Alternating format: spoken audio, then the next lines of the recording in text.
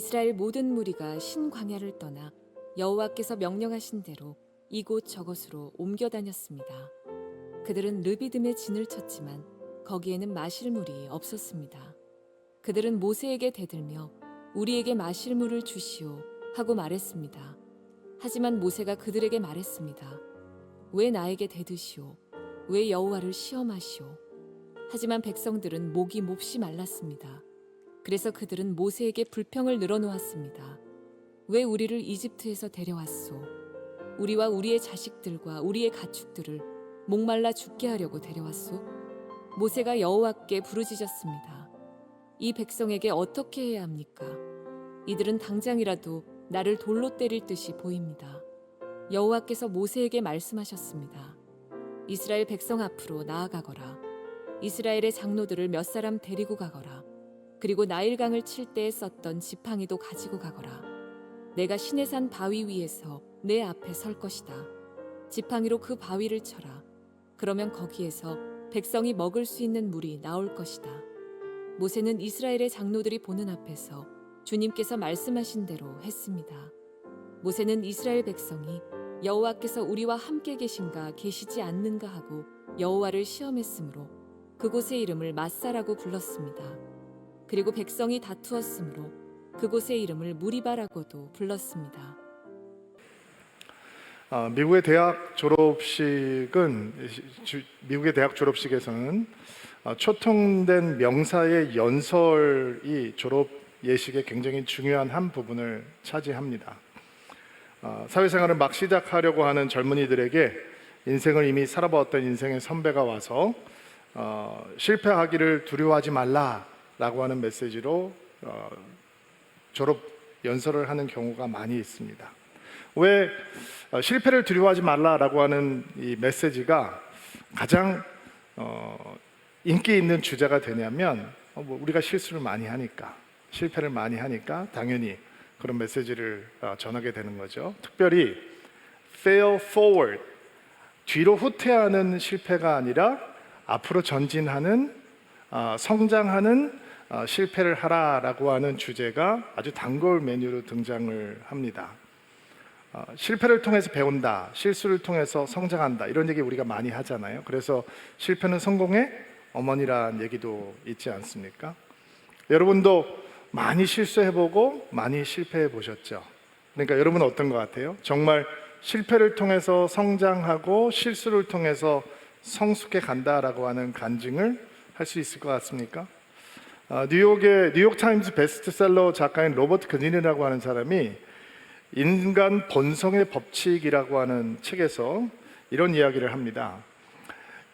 인간이 같은 실수와 실패를 반복하는 이유는 그들의 선택이 흥분, 설렘, 분노, 우울, 쾌락 같은 감정이 의사결정을 주도하기 때문이다 라고 이야기를 합니다. 대부분의 사람들이 자신이 굉장히 이성적이고 논리적이다 라고 생각을 하는데 실제로 굉장히 편향된 감정을 따라서 판단하고 결정하기 때문에 같은 실수와 실패를 반복하게 된다라고 그는 이야기합니다. 로버트 그린은 그래서 대부분의 사람들은 실패와 실수를 통해서 성장하지 못한다라고 하는 결론을 냈어요. 로버트 그린에 의하면 대부분의 사람들은 자신의 잘못을 자세하게 들여다보고 싶지 않아 하고 자신의 실수를 다른 사람의 탓으로 돌리기를 주저하지 않고 자기의 실패와 실수를 인정하는 것조차 굉장히 고통스러워한다고 합니다. 왜냐하면 자신의 실수 앞에서 자기 스스로가 가지고 있었던 자기 자신에 대한 근거 없는 자신감, 우월감이 깨지고 그것을 굉장히 자존심 상해한다라고 하는 거죠. 그래서 대부분의 사람들은 실수 후에, 실패 후에 반성 혹은 성찰을 하는 척만 하고 자기 실수 중에 자신의 탓이라고 인정했던 부분까지도 빨리 잊어버리고 결국 죽는 날까지 같은 실수와 같은 실패를 반복하게 된다라고 얘기를 합니다. 자, 다시 한번 물어볼까요? 자, 여러분은 실수하고 그 실수를 통해서 성장한 경험이 더 많은 것 같습니까? 아니면 실패하고 실패했는데도 불구하고 같은 실수와 실패를 반복하는 경험이 더 많은 것 같습니까? 자신이 없어졌죠. 이스라엘 백성들이 믿음을 배우는 여정을 걷고 있는데 그들의 실수와 실패를 통해서 믿음을 참 못 배우는구나 라고 하는 모습을 보면서 안타까운 마음을 갖게 됩니다. 홍해를 건넌 지 3일 만에 물이 떨어졌어요.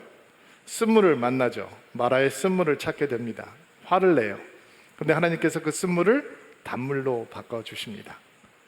또 시간이 지나고 고기 먹고 싶다고 징징거리고 배고프다고 징징거리니까 하나님께서 메추리 떼를 보내주시고 정체를 알 수 없는 신비한 하늘의 양식 만나를 매일매일 이른 새벽에 거두어서 먹게 하셨습니다.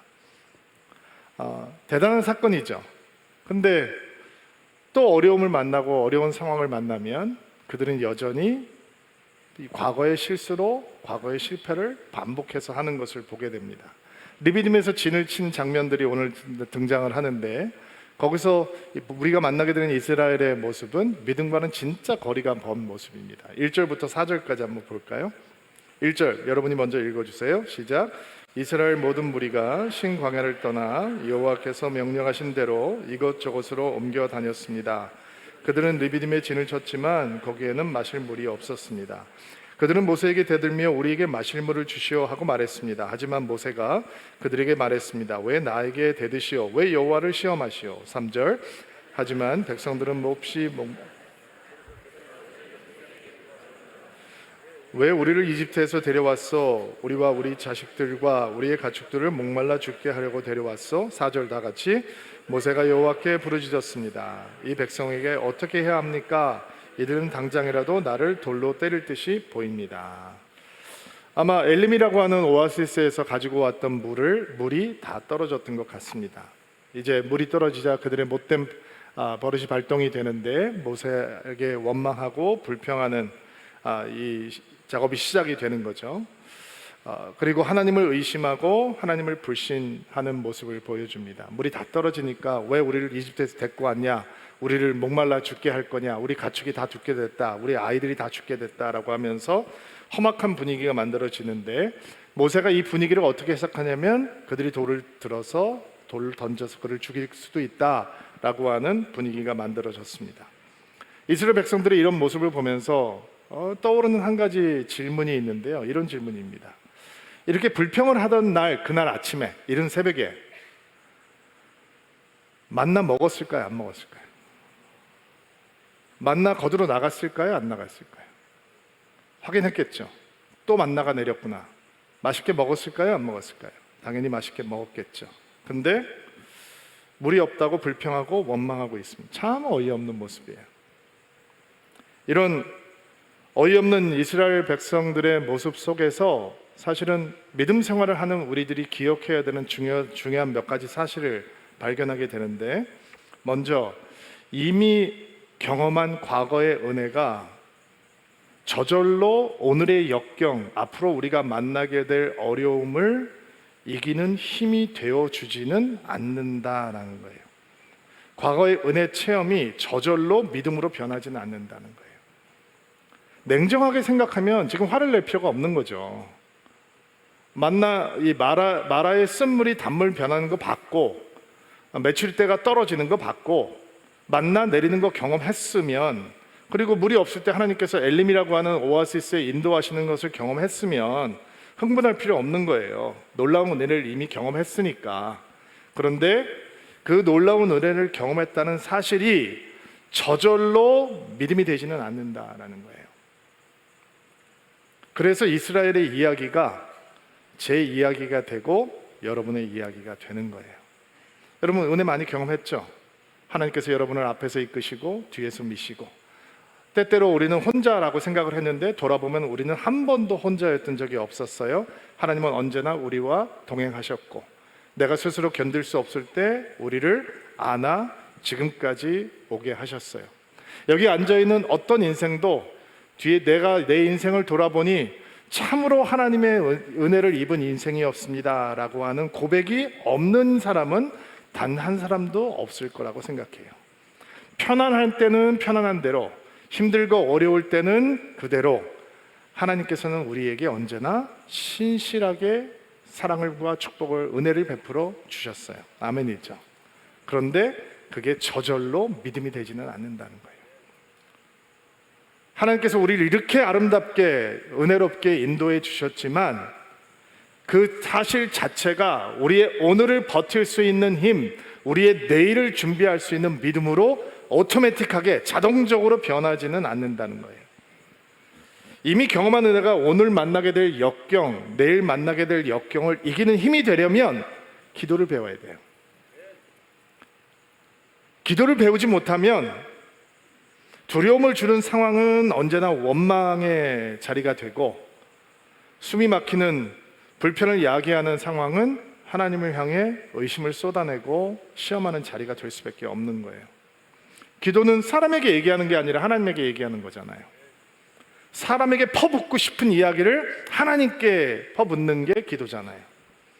이스라엘 백성들이 모세에게 말을 하기 시작합니다. 물이 떨어졌습니다. 목마릅니다. 견딜 수가 없습니다. 아니, 우리 가축이 죽게 됐습니다. 내 아이들이 죽게 됐습니다. 아니, 왜 이렇게 고통스럽게 하십니까? 말을 이야기 시작합니다. 거기서 끝나면 불평이죠. 이런 말은 하면 할수록 화가 더 나요. 속이 더 뒤집어진다고요. 그런데 똑같은 말을 하나님께 하면 다른 일이 생깁니다. 똑같은 말을 하나님께 하면 그것이 기도가 되고, 기도 속에서 우리는 믿음이 생기기 시작합니다. 하나님, 물이 없습니다. 물이 다 떨어졌습니다. 더워 죽겠습니다. 목이 마릅니다. 내 가축이 죽어가는 거 안 보이십니까? 내 아이들이 이렇게 고통당하는 거 하나님 안 보이십니까? 견딜 수가 없습니다. 막 화가 나네요. 하나님, 물 좀 주십시오. 하나님은 하실 수 있지 않습니까? 근데 왜 아무것도 안 하십니까? 빨리 물 주십시오 라고 하나님 앞에 기도하면 기도할수록 불평은 생명력을 잃어버리게 되는 것입니다. 기도를 배우지 못하면 과거에 경험한 은혜가 넘침에도 불구하고 어려운 순간을 만나면 습관적으로 불평하고, 습관적으로 원망하고, 습관적으로 한숨 쉬고 거칠어집니다. 과거의 은혜가 오늘의 은혜가 되려면 기도를 배워야 합니다. 기도의 축복은 문제의 심각성을 뛰어넘어 문제를 해결하실 수 있는 크신 하나님을 바라보는 것이고, 기도의 능력은 문제의 해결의 몫이 우리에게 있는 것이 아니라 하나님께 있다라고 하는 것을 인정하는 것을 배우는 것에 있습니다. 기도할 때 우리 안에 있는 두려움과 우리 안에 있는 절망과 우리 안에 있는 불만은 소망으로 변합니다. 기도할 때 우리는 어려움이, 고난이, 역경이 하나님의 또 다른 은혜를 경험하는 자리가 될 것이다 라고 하는 확신을 배우게 되는 것입니다. 어제의 은혜가 오늘의 어려움을 해결하는 길이 되려면 성도들은 기도하는 자리가 있어야 됩니다. 기도하는 시간이 있어야 됩니다. 기도하는 공동체가 있어야 합니다. 기도의 줄을 붙들고 있을 때 우리의 과거에 경험했던 은혜가 오늘을 이기게 하는 믿음의 힘이 될 수 있는 것입니다. 또 있습니다. 과거에 경험한 은혜가 오늘의 난관을 이기는 힘이 되려면 믿음을 말하는 사람들, 의뢰를 말하는 사람들과 함께 있어야 합니다. 믿음을 얘기하는 사람들 사이에 있어야 우리의 이전에 경험했던 은혜가 오늘을 이기는 믿음의 힘이 되어준다는 겁니다.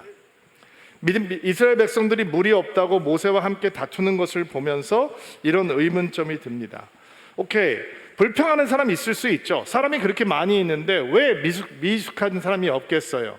성숙하지 못한 사람이 있으니 당연히 원망하고 불평할 수 있는 사람 있을 수 있죠. 그러나 어떻게 단 한 명도 하나님을 기대하고 소망하는 말을 하지 않고 있는 것일까? 이런 의문점이 들어요.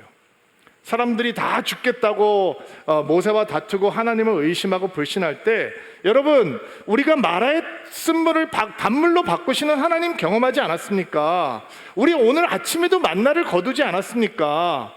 우리 텐트 안에는 하나님께서 주신 메추라기 말린 거 그대로 있지 않습니까? 하나님께서 그냥 보내주신 거 아닙니까? 하나님께서는 우리를 물이 없는 곳에서 오아시스를 만나게 하시는 분 아닙니까? 그러니까 힘들지만 입 닫읍시다. 하나님 앞에 소망하고 기대합시다. 하나님께서 하실 것입니다 라고 하는 이야기를 왜 아무도 말하지 않았을까?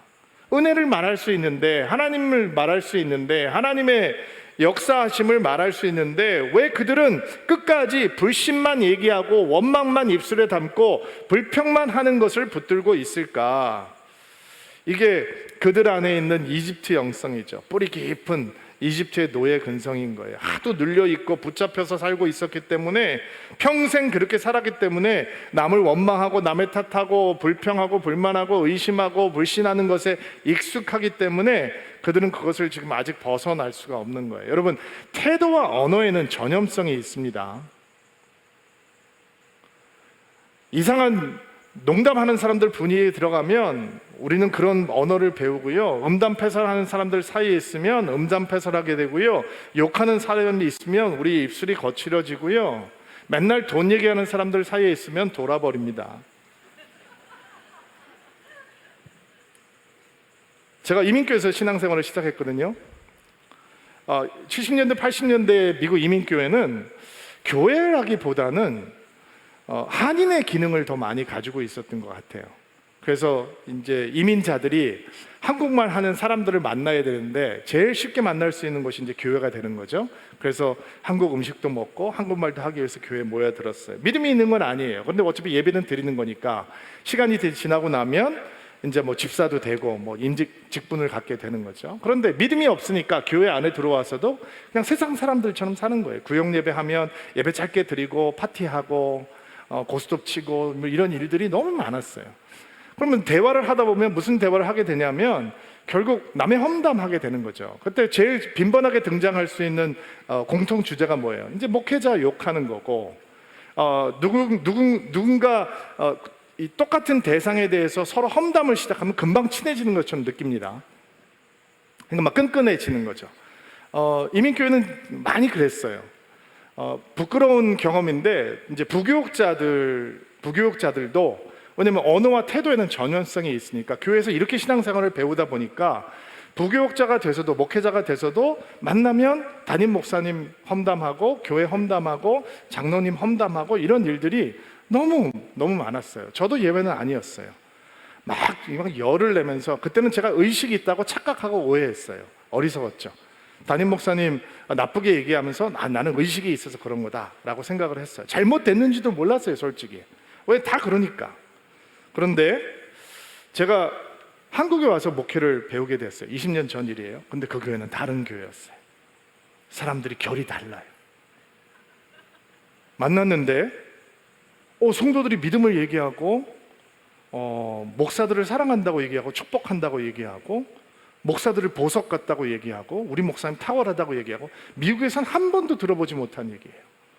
늘 내 약점만 사람들이 지적하고 나는 부족하다고 얘기하고 안 좋다고 얘기하는 말 듣다가 전사처럼 교회에서 버텨왔는데 와보니까 다른 이야기를 하는 거예요. 어디 가서든지 사람들이 부정적인 얘기를 하는 사람이 없는 거예요. 어느 날 교회에서 여자 집사님들이, 자매님들이 모여서 무슨 어떤 일을 하고 있었는데 거기에서 어떤 자매님 한 사람이 교회에 대해서 이제 부정적인 얘기를 시작을 하는 거예요. 근데 같이 일하고 나이가 지긋하신 권사님께서 웃으면서 이렇게 야단을 치시더라고요. 자매, 교회에서 그런 얘기하는 거 아닙니다. 은혜롭지 않습니다. 그러니까 이 분이 자존심이 상하니까, 부끄러우니까 한마디 했어요. 제가 없는 말을 하나요, 권사님? 그렇죠, 없는 말은 아니겠죠.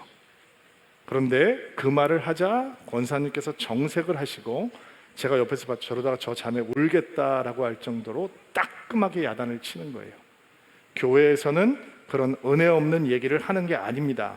그건 믿음이 아닙니다 라고 야단을 치는 거예요. 제가 깜짝 놀랐어요. 거룩한 충격이었어요. 저는 목사들끼리 만나면 우리 목사님이 이래서 마음에 안 들고 저래서 마음에 안 들고 하는 모임에 익숙한데, 목사들이 만나서 우리 목사님 존경한다고 얘기하고 우리 목사님의 꿈이 나의 꿈이 돼야 된다라고 얘기하기 시작하니까 내가 너무 충격을 받은 거죠. 그리고 언어와 태도에는 전염성이 있으니까 그 태도와 언어가 제 안으로 들어오기 시작했어요. 다른 교회와 연합 행사를 진행을 하는데 다른 교회 목사님들과 회의를 하러 이제 방에 들어갔는데, 근데 신목사와 제가 같이 들어갔던 기억이 나요. 그리고 그 오신 목사님에게 그 담임 목사님을 제가 잘 아는 분이기 때문에 목사님 너무 젠틀하시고 너무 좋으시죠? 너무 온유하시죠? 라고 하니까 그러면 어떻게 인사를 해야 되겠어요? 예, 너무 좋으시죠? 하고 끝나면 돼요. 그리고 일하면 되는 거거든요. 근데 언어와 태도에는 전염성이 있으니까. 그리고 대부분의 사람들은 은혜를 얘기하기보다 은혜롭지 않은 얘기를 하는 거에 너무 익숙하니까 목사님 너무 온유하시고 젠틀하시고 좋으시죠? 라고 하는 인사말에 겪어봐야 알죠 뭐 이렇게 얘기를 하는 거예요. 그런데 제가 그 말이 너무 불편한 거예요. 예전 같으면 거기다 양념을 쳤을 거예요. 고명을 얹었을 거예요. 그렇죠, 우리 목사님도 그래요.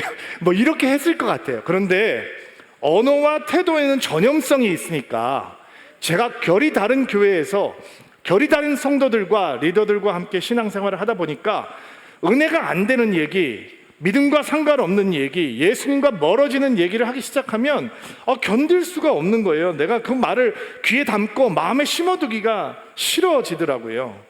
여러분, 어제 우리가 경험한 수많은 은혜들이 오늘을 이기는 믿음의 힘이 되려면 믿음을 얘기하는 사람 사이에 있어야 돼요. 인생에는 불평거리가 많아요. 만족스럽지 못한 것들이 얼마나 많이 있어요. 여러분, 결혼하고 배우자랑 살다 보면 감사한 게 더 많아요? 불평거리가 더 많아요? 답하지 마세요.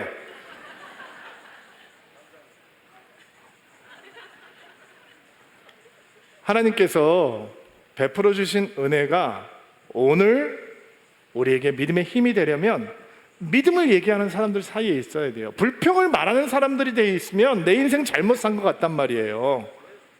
하나님의 은혜를 얘기하는 사람들 사이에 있어야 우리 안에 믿음이 성장하는 거예요. 그러니까 오늘 여러분 마음속에 결단하세요. 하나님, 어떤 상황에서도 나는 믿음을 말하는 사람이 되겠습니다. 불평 대신 소망을 말하는 사람이 되겠습니다. 절망 안에서 희망을 말하고 낙심 속에서 도전을 얘기하고 나는 언제나 예수를 얘기하는 인생이 되겠습니다. 내 입술에서는 믿음 없는 말이 나오지 않기를 원합니다 라고 하는 마음의 결단을 하세요. 여러분, 또 축복합니다. 서울드림교회가 우리 교회에 있는 모든 크고 작은 모임 가운데 어떤 믿음 없는 말도 영향력이 되지 않게 되기를 바랍니다. 신목사 완벽하지 않습니다. 욕하기 시작하면 욕할 것들이 많습니다. 저는 더 그렇습니다. 그러니까 저희들을 보고 은혜되는 얘기를 하면 여러분의 믿음은 성장하는 것이고, 우리를 보고 비판하고 불평하고 원망하는 얘기를 하면 여러분의 믿음은 숨통이 막히기 시작하는 것입니다.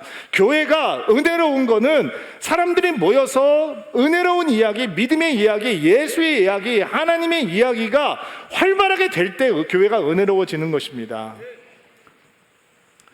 또 이스라엘 백성들이 반복되는 불평, 불만하는 병든 영성에서 우리가 배우게 되는 믿음에 대해서 배우게 되는 건 우리가 계속 붙들고 있는 생각, 우리가 계속 묵상하고 있는 바로 그 생각, 그게 우리가 된다라는 겁니다. 우리의 믿음이 되는 겁니다.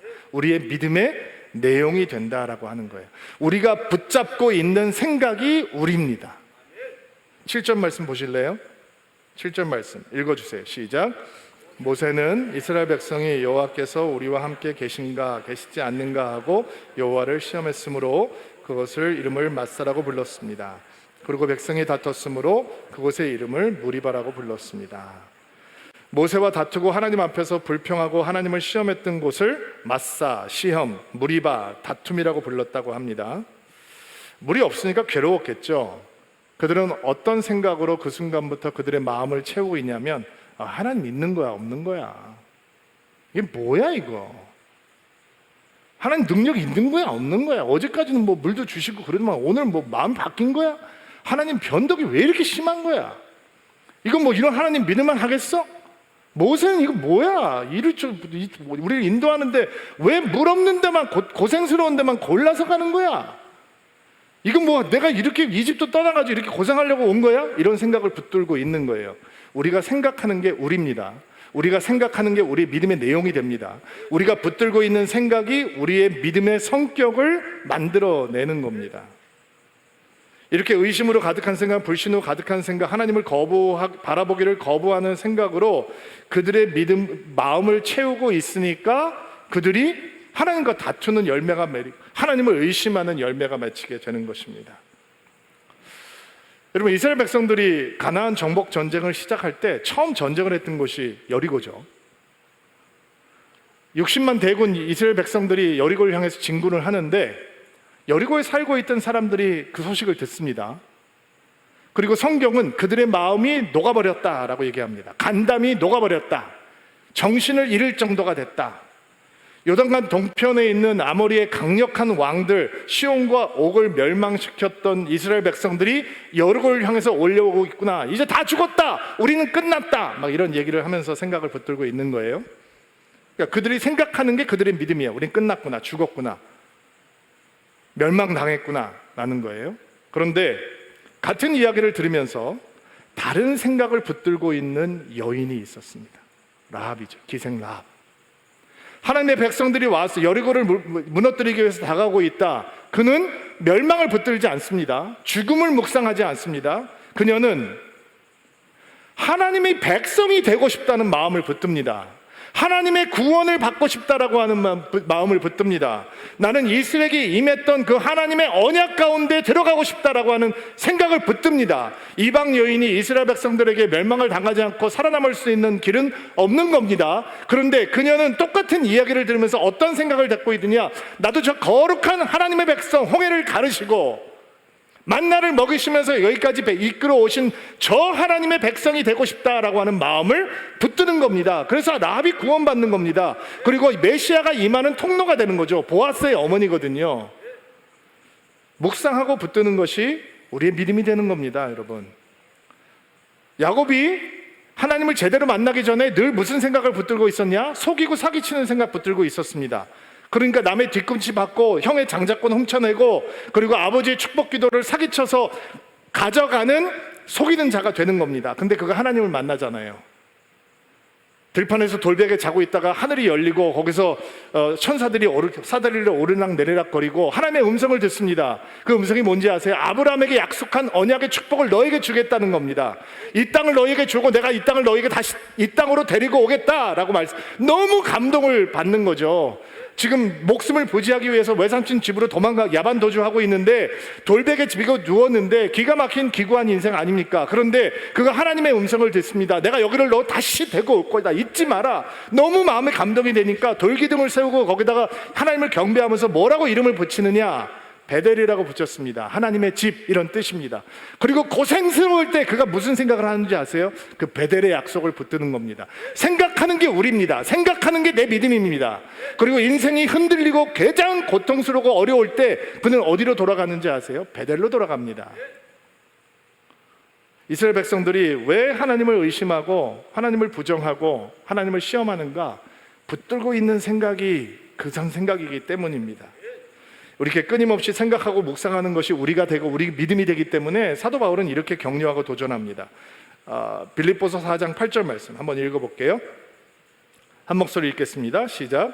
끝으로 형제들아, 무엇이든지 참되며 무엇이든지 경건하며 무엇이든지 옳으며 무엇이든지 정결하며 무엇이든지 사랑받을 만하며 무엇이든지 칭찬받을 만하며 무슨 덕이 있든지 무슨 기림이 있든지 이것들을 생각하라. 우리의 마음을 무엇으로 채울지 의도적으로 결정하고 선택하라 라고 하는 도전입니다. 마음대로 풀리지 않는 상황을 만나고 불만스러운 상황을 만나고 하나님을 향한 믿음과 신뢰가 흔들릴 수 있는 상황을 만나게 될 때 우리는 어떤 생각을 우리 마음 가운데 품어야 되는가? 은혜의 흔적이 남는 생각, 믿음의 흔적이 남는 생각, 하나님의 역사하심을 붙들 수 있는 신뢰의 생각들을 채워야 믿음의 어제 우리가 경험했던 믿음이 오늘 우리에게 승리를 안겨주는 믿음이 되는 것입니다. 이런 믿음의 용사가 되기를 주의 이름으로 축복합니다. 자, 여러분이 하나님이라면 이렇게 은혜를 베푸는데도 불구하고 불신하고 불평하고 하나님을 시험하고 다투는 사람들을 어떻게 하겠어요? 심판하면 되는 거죠. 심판하죠. 진노를 보여주시면 되는 거잖아요. 그런데 하나님께서 그렇게 하지 않으십니다. 이스라엘 백성들은 심판을 받아야 되는데 심판받지 않습니다. 오히려 그들의 원망과 불평의 원인을 제하여 버리시고 그들에게 만족을 주십니다. 5절 6절 말씀 개역 개정으로 한번 읽어볼게요. 개역 개정으로 읽겠습니다. 시작. 여호와께서 모세에게 이르시되 백성 앞을 지나서 이스라엘 장로들을 데리고 나일강을 지난 내 지팡이를 손에 잡고 가라. 내가 호랍산에 있는 그 반석 위에 거기서 내 앞에 서리니 너는 그 반석을 치라. 그것에서 물이 나오리니 백성이 마시리라. 모세가 이스라엘 장로들의 목전에서 그대로 행하니라. 자, 쉬운 성경에서는 시내산이라고 했는데 개역 개정에는 호렙산이라고 했어요. 우리가 출애굽기를 시작하면서 시내산, 호렙산이 그냥 같은 산으로 이해하면 가장 무난하다라고 말씀을 드렸습니다. 하나님께서 한 특정한 바위를 지정하시고 내가 그 위에 서리니 너는 나일강을 쳤던 그 지팡이를 들고 반석을 내리치라 라고 말씀하시죠. 그리고 그러면 그 반석을 통해서 물이 나올 것이다. 시편 기자의 기록을 보면 그 반석에서 물이 강같이 흘러나왔다, 이런 표현들이 등장을 합니다. 쫄쫄쫄 나온 게 아닌 그림을 상상을 해보시면 도움이 될 것 같아요. 하나님께서 반석 위에 서시고 모세가 지팡이로 반석을 쳐야 했습니다. 이게 무슨 뜻이에요? 반석을 치는 게 아니라 하나님을 내리치고 있는 겁니다. 엄청난 그림이죠.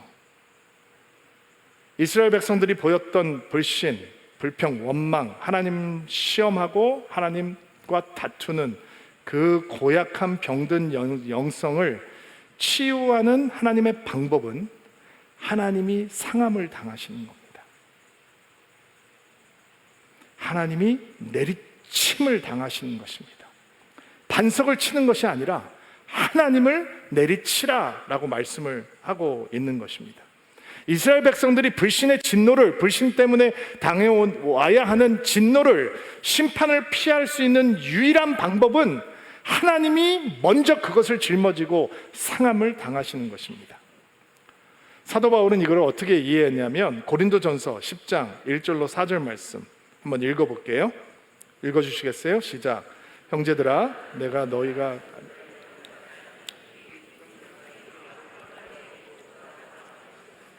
모세에게 속하여 다 구름과 바다에서 세례를 받고 3절 다 같은 신령한 음료를 먹었으며 4절 다 같은 신령한 음료를 마셨으니 이는 그를 따르는 신령한 반석으로부터 마셨음에 그 반석은 곧 그리스도시니라. 반석이 누구라고요? 예수 그리스도시다라는 거예요. 그들이 왜 불신에도 불구하고 심판을 당하지 않고 진노를 받지 않고 그들이 반석에서 솟아나는 하나님의 생명의 물을 마실 수 있었느냐? 예수께서 상함을 입으셨기 때문이다라는 거예요. 이사야는 이렇게 얘기하죠. 그는 실로 우리 질고를 지고 슬픔을 당하였거늘 우리는 생각하기를 그는 징벌을 받아 하나님께 맞으며 고난을 당한다 하였노라. 그가 찔림은 우리의 허물 때문이요 그가 상함은 우리의 죄악 때문이라. 그가 징계를 받음으로 우리는 평화를 누리고 그가 채찍에 맞음으로 우리는 나음을 받았도다. 이 반석에서 쏟아져 나오는 물이 우리에게 가르쳐주고 있는 믿음의 상징은 예수 그리스도께서 십자가의 상하심으로 우리가 생명의 물을 먹게 되었다라는 거예요. 우리가 진노를 피하게 되었다, 심판을 피하게 되었다라는 거예요. 여러분, 은혜가 뭐예요? 은혜는 아무런 자격이 없는 사람들에게 하나님께서 무조건적으로 베풀어 주시는 호의, 사랑이죠. 예수 그리스도께서 십자가에서 자신을 내어주심으로, 그분이 상하심으로 우리는 생명의 물을 마시고 만족하는 인생이 되었다라는 거예요. 이게 우리가 호렙산에서 반석 위에서 만나게 되는 하나님의 은혜인 것입니다.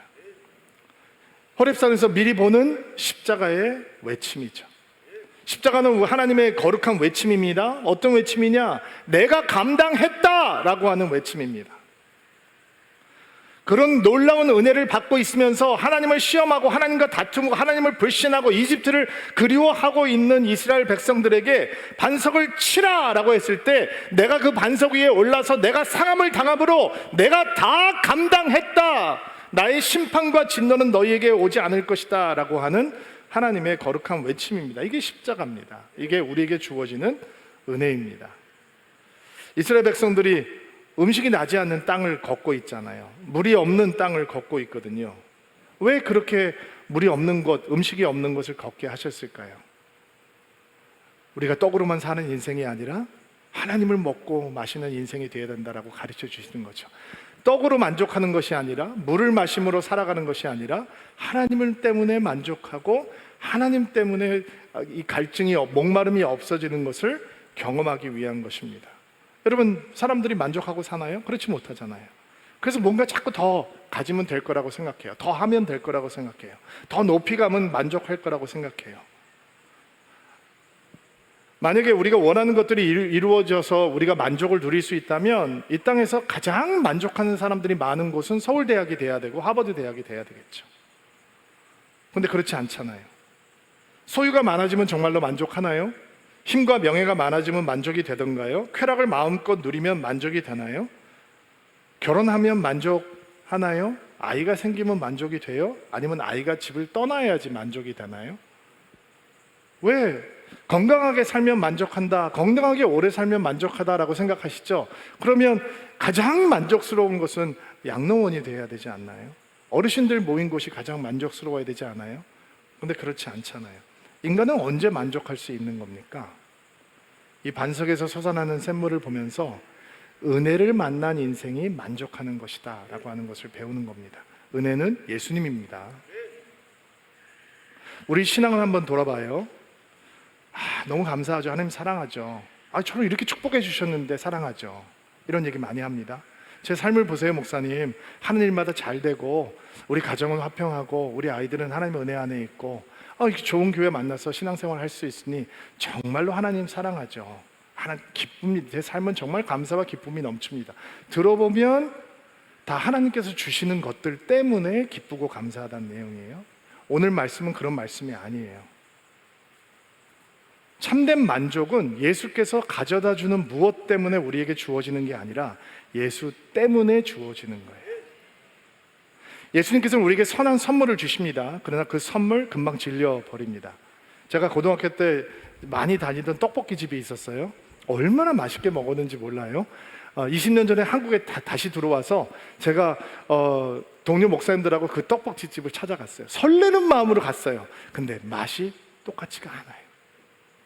선물은 아무리 좋은 것을 줘도 언젠간 질립니다. 그런데 질리지 않는 참 은혜가 있습니다. 그게 예수님입니다. 진짜 만족은 그 예수님을 만나야 우리 안에서 솟아나기 시작하는 것입니다. 사마리아에 만족을 모르는 여인이 있었습니다. 갈증과 공허함에 시달리는 여인이 있었습니다. 남편이 5이나 있었고 지금도 남편이 아닌 남자와 살아가고 있는 그런 여인이었습니다. 예수님께서는 이 여인을 만나기 위해서 사마리아로 가셨어요. 흔히 우리는 이 사마리아에 살고 있던 여인이 조신하지 못한 아주 방탕하고 난잡한 인생을 살았던 여인이라고 편견을 갖습니다. 그러나 성경은 그렇게 설명하지 않죠. 그냥 그녀가 남편이 5이 있었고 지금 살고 있는 대상이 남편이 아니다라고 이야기하고 있습니다. 왜 어떻게 남편이 5이나 있을 수 있었을까? 사별을 한 걸까? 이혼을 당한 걸까?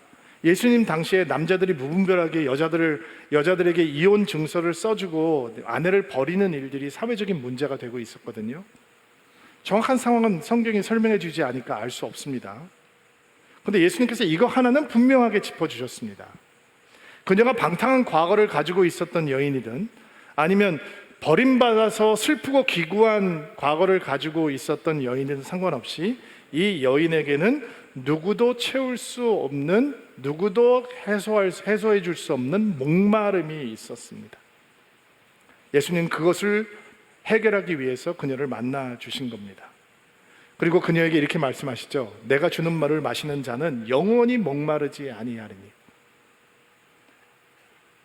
그 물이 누구세요? 예수님이세요. 예수님이라고 하는 하나님의 은혜를 만나야 목마름이 없어지는 것입니다. 예수께서는 이 우리의 목마름을 해결하기 위해서 십자가에서 상함을 당하시는 것입니다. 그분이 상함으로 우리는 영원한 생명을 얻었고 그분이 상함으로 우리는 참 만족을 얻게 되었습니다. 여러분, 이전으로 돌아가지 마십시오.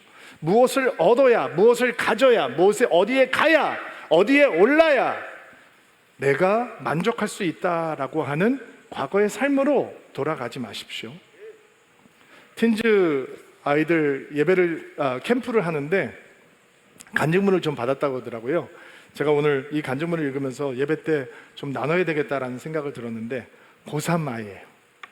근데 여름 캠프에 갔어요. 걱정되시죠? 그러면 얘는 공부를 포기했나 보다 여러분 이런 생각이 들죠? 아니에요. 공부 잘하는 아이예요. 근데 그 시간을 주님 앞에 드렸어요. 한번 얘기를 들어보세요. 그 어느 때보다도 많은 기도 제목을 들고 임했던 수련회였던 것 같습니다. 저 자체의 문제도 컸고 주변의 불안정한 상황과 입시 문제, 많은 고민들이 있었습니다. 무엇보다 하나님을 찾아야 하는 걸 알면서도 나의 삶 속에 하나님을 바라보지 않았습니다. 그런 모든 문제들을 가지고 나아간 수련회였습니다. 그리고 제 문제들을 해결해 달라고, 저의 삶을 180도 바꿔달라고, 주님의 일하심을 경험하게 해달라고 기도했습니다. 기도하면 할수록 진짜 주님이 이루어 주실 것 같다는 확신이 들었습니다. 그리고 수련회 저녁 집회 시간 설교를 들으면서 나의 문제에 초점을 맞춰가고 있던 기도가 점점 하나님께 맞춰가고 있던 기도로 변화가고 있음을 경험하게 되었습니다. 사람들의 기대를 안고 살아가고 있지만 그 기대와 너무 다른 모습을 발견하며 고통스러운 세리 레위는 다른 사람이 아니라 바로 저였습니다. 예수님이 부르실 때 다 내려놓고 뛰어갈 만한 만큼 너무 힘든 상황이었지만 쉽게 내려놓지 못한 레위의 모습이 저와 닮아 있었습니다. 저는 선택으로 믿음을 지켜내지 못한 먼 지방에 가 있는 탕자였습니다. 지난 삶을 돌아보니 쥐염 열매를 먹고 있더라고요. 그런 나의 모습을 발견했을 때 저의 기도는 하나님을 만나게 해달라는 기도가 되었습니다. 하나님은 참 선하신 분입니다. 저를 만나 주시더라고요. 만나 주실 뿐 아니라 저를 꽉 껴안으시고 잘 왔다 토닥여 주셨습니다. 근데 하나님 그 한순간에만 절 안으신 게 아니었습니다. 사랑하는 내 딸아, 내가 너를 사랑한단다. 너의 삶 속에 인도하지 않은 부분이 없었고 너의 작은 신 어느 거 하나 듣지 않은 게 없었으며 너가 무엇을 하든지 지켜보지 않은 것이 없었단다. 내가 너를 인도하고 앞으로도 인도할 것이니 평안하라. 다 괜찮아. 이런 말씀을 주셨습니다. 너무 감사했고 형언할 수 없는 벅차오름과 평안함이 제 마음을 압도했습니다. 확신이 생겼습니다. 주님 날 사랑하시고 결코 놓지 않으실 것이라는 확신이 생겼습니다. 삶의 자리로 돌아가서 나의 상황은 똑같겠지만 잘 헤쳐나갈 수 있다는 확신이 생겼습니다. 왜냐하면 더 이상 내가 삶의 주인이 아니라 주님께서 내 삶의 주인이시기 때문입니다. 수련회까지가 하나님의 사역이 아니었습니다. 수련회가 시작이었습니다. 저는 매일매일 하나님과 가까워졌습니다. 좋아하던 아이돌 노래를 듣는 대신 찬양을 듣게 됐고 힘들 때는 설교 말씀을 듣게 됐습니다. 말씀을 읽게 됐고 쉬지 않고 기도하게 됐습니다. 말로 할 수 없는 놀라운 경험입니다. 그렇게 차츰차츰 제 인생은 180도 달라졌습니다. 고3이에요. 자기 인생이 180도 달라졌대요. 이전은 무기력하고 다 내가 해결하려고 미친 듯이 불안했습니다. 그러나 열정적으로 주님을 의지하고 미친 듯이 평안합니다. 이번 수련회는 저에게 하나님의 사랑과 계획에 대한 확신을 준 수련회였고 앞으로 제 인생의 새로운 시작이 된 것 같습니다. 전 나약하기에 넘어질 때도 있고 좌절할 때도 있겠지만 주님 주신 확신과 소망 안에서 살아가고자 합니다. 넘어져도 주님 날 다시 일으키실 거는 확신이 생겼거든요. 여러분 이게 뭐예요? 공부 잘하고 대학 들어가면 만족이 아니라 예수가 만족이 된다는 걸 아이들도 수련을 통해서 경험하는 거죠. 여러분 예수가 만족이 된다는 게 어떻게 경험하면 되는 거냐? 어떻게 경험할 수 있는가? 예수께서 우리의 삶의 중심이 되시고 예수께서 우리의 삶의 주인이 되시는 순간 예수님이 우리의 만족이 되는 겁니다. 예수님께서 우리의 삶의 수단이 아니라 삶의 목적으로 변하는 순간 예수가 우리의 기쁨이 되는 것입니다. 예수님과 동행하기를 멈추지 않겠다라고 결단하고 불편해도 예수와 함께 동행하는 순간 우리의 매일매일은 생명의 생수의 강이 흘러 넘치는 매일이 되는 것입니다. 예수님이 우리의 사랑의 대상, 경배의 대상, 예수님이 우리의 예배의 대상이 되는 순간 우리는 바울처럼 고백할 수 있습니다. 고린도후서 3장 4절로 5절 말씀 제가 읽어볼게요. 우리가 그리스도로 말미암아 하나님을 향하여 이 같은 확신이 있으니 우리가 무슨 일이든지 우리에게서 난 것 같이 스스로 만족하는 것이 아니니 우리의 만족은 오직 하나님으로부터 나느니라.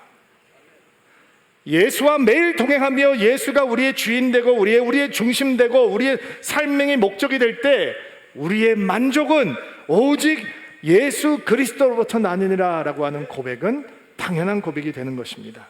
이런 믿음의 은혜가 오늘 예배드리는 드림인들 가운데 충만하게 임하는 은혜가 있게 되기를 주의 이름으로 축복합니다. 오랫동안 앉아 계셨는데 일어나시겠어요? 가슴에 손을 얹고 안수하시고요. 여러분을 축복하고 기도하겠습니다. 하나님, 간절히 소망합니다. 우리의 참 만족, 참 기쁨은 오직 예수 그리스도가 되시기를 바랍니다. 하나님께서 우리에게 주시는 크고 작은 선물들 때문에 예수님을 사랑한다고 고백하는 우매함을 버리게 하옵소서. 예수님이 우리의 생명수입니다. 예수님이 우리의 참 기쁨입니다. 예수님만이 우리의 참 만족 되십니다. 그것을 맛보아 아는 성도들이 되게 하옵소서. 하나님을 의심하지 않게 하옵소서. 하나님을 불신하지 않게 하옵소서. 하나님을 시험하지 않게 하옵소서.